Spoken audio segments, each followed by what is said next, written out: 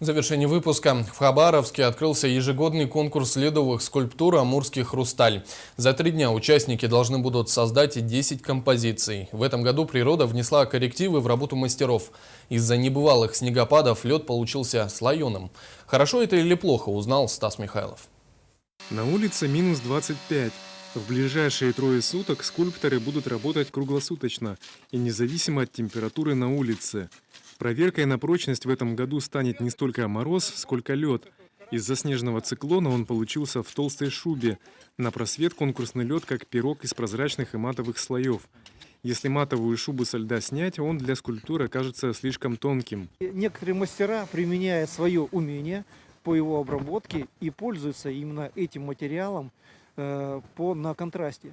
Если раньше лед был только прозрачный и работал на просвет, то сегодня именно опытные мастера могут воспользоваться этим качеством. Как раз именно тем материалом, который позволяет работать как с прозрачным, так и с матовым материалом. Это городской конкурс скульптуры из льда. Краевой в этом году из-за нехватки бюджета проводиться не будет. Свои новогодние фантазии на Ледовой аллее воплощают 20 мастеров. В задумках их ограничивать не стали. Спектр идей от новогодней до архитектурной. У нас будет изображена лошадь на фоне неба, вокруг которой будет двигаться солнце. За первое место мэрия в этом году выделила 50 тысяч рублей, за второе 40, за третье 30. И каждому выделят по 10 тысяч в качестве утешительного приза. Итоги конкурса подведут 25 декабря.